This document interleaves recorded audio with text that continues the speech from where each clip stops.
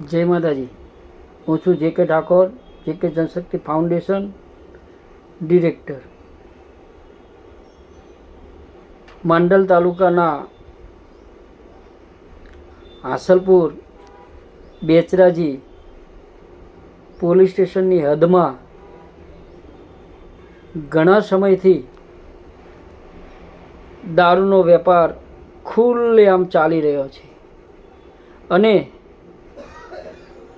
દારૂ બંધ કરાવવા માટે અનેકવાર પોલીસ સ્ટેશનમાં લેખિત રૂબરૂ રજૂઆત કરી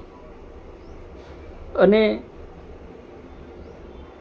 પોલીસ સ્ટેશનને જે બીટ જમાદાર વિષ્ણુભાઈ દેસાઈને પણ રજૂઆત કરી અને જે દારૂના નશાથી લોકો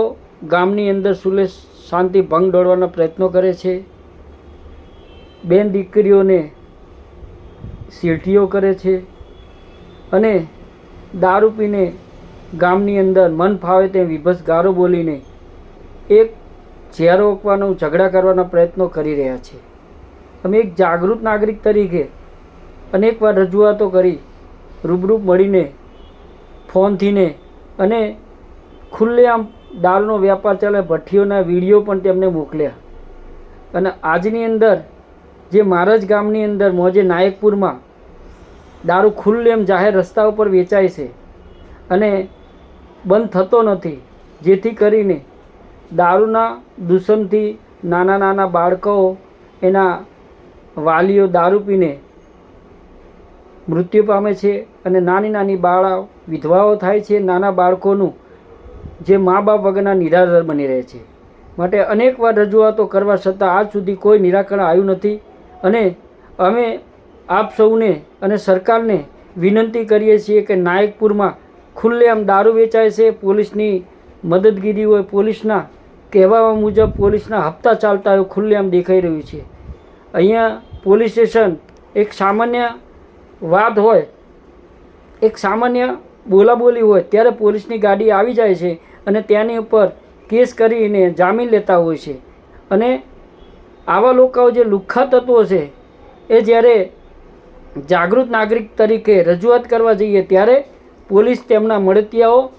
જોડે રહીને ક્રોસ ફરિયાદ કરાવે છે અને જાગૃત નાગરિકને ફસાવવાના પ્રયત્નો કરે છે। એટલે આ જે બુટલેગરોને બંધ કરવા માટેના કોઈ પ્રયત્નો કરતા નથી અને જે કરે છે એના વિરુદ્ધમાં આ પોલીસ સ્ટેશન જેમાં બીટ જમાદાર છે વિષ્ણુભાઈ, એ પોતે